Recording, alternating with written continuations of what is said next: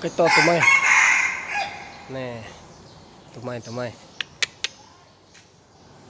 cái nói mà thân mi đưa anh ấy cái đây có tay túm nè haoละเอามาทดแทนตัวนั้นจะเอาไปปล่อยละไอ้กระดอกแน่กะว่า3 ปีตัวนี้3 ปียังโอเค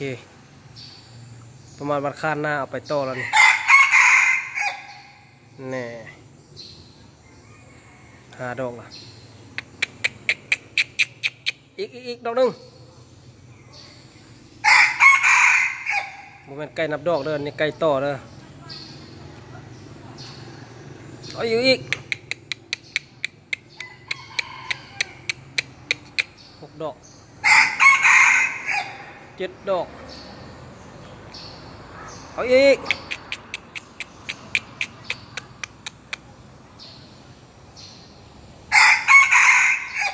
8 ดอกโอ้ขัดที่ขนาด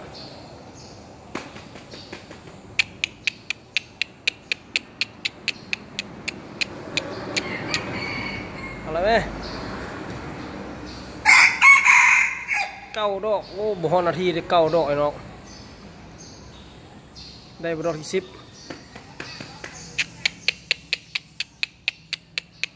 เอาอีกดอกนึงพอโอ้สั่งได้ฮอด10 ดอกพุ่นน่ะโอเคตัวนี้เอามาทดแทนตัวนี้เมื่อวานนี้ก็ไปเฮ็ดกุ้งอยู่สวนยางพาราสิเอาไปปล่อยนี่เอาตัวนี้ไปปล่อยนี่วายมืดตัวนี้ต่อได้แล้วเมื่อวานนี่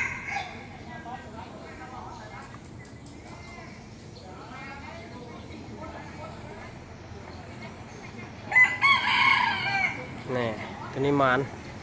ตัวนี้ก็หมานนี่มืดอยู่หมานตัวนี้ก็ได้ใน30 ปลายตัวแล้วไปเฮ็ดพ่อพันธุ์ละเหลือยาวกิ๊บ3 ปีล่ามาเป็น100เหลือยยาวตัวนี้ซบกระดำ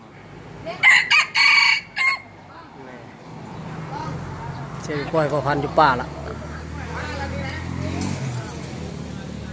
ตัวนี้มันแทน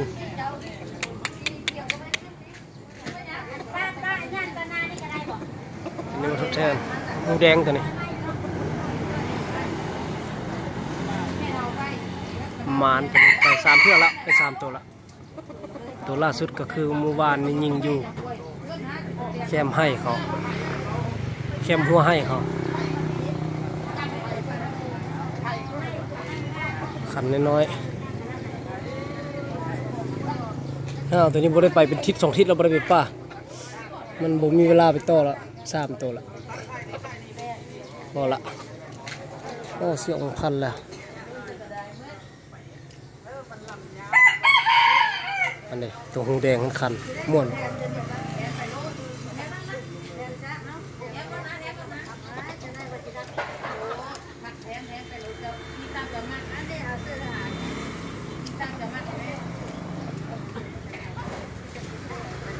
เสียงพันมัดไว้ดนมันได้เป็นทิศ2 ทิศแล้วตัวนี้จะได้ไปปล่อยให้พ่อพันธุ์อยู่สวนยางพาราสวยจะน้อยอยากไป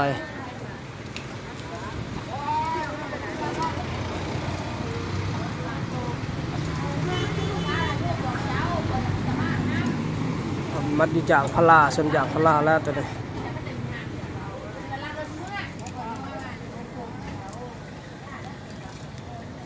มีแคมทางหลวงเลยเนาะ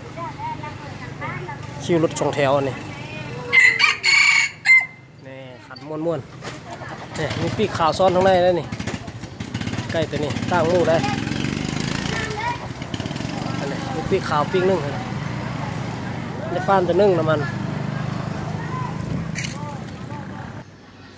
ตัวนั้นมันแก่คัดออกตัวอ่อนนี่มาใส่เอาอีกดูโอ้สั่งได้ลีไก่ตัวนี้มึงดูความหาวเพิ่นนะลูกไก่มันหมานเขามาถามซื้อกับราคา2มึงดูสิได้จักดอก เอาอีก3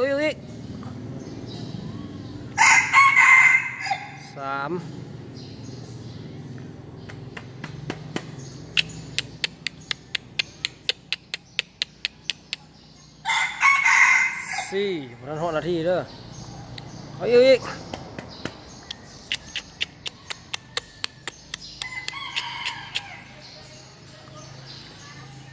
เอาอีก33 วิ5 ดอกเอาอีกจานเข้า6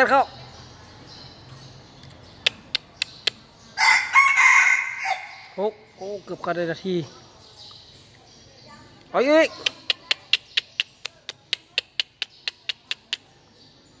แล้วไหม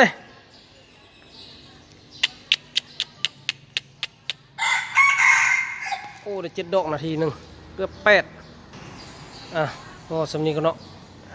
เอาไก่ใหม่มาให้เบิ้งนี่ลึงมือละมัดไว้4 มือโอ้เข้าหลายให้หมดเลยต่อทิมแล้วบ่เฮ้ยโอ้กลางกระปุกนี่หมดเลยมันเฮ็ดแค่น้อยงามปีหน้าเจอกันใครติดตามก็ปีหน้านี่ลองทักเข้ามาเบิ่งเด้อไก่น้อยหลายไก่งามไก่หมานปีนี้ถือว่าหมดขายหมดละปีนี้80 ปลายตัวหมดเลยขายกับแพงดอยน้องแพงตัวแพงสุดก็ได้ 3,000 บาทตัวถึกสุดก็ได้500 บาท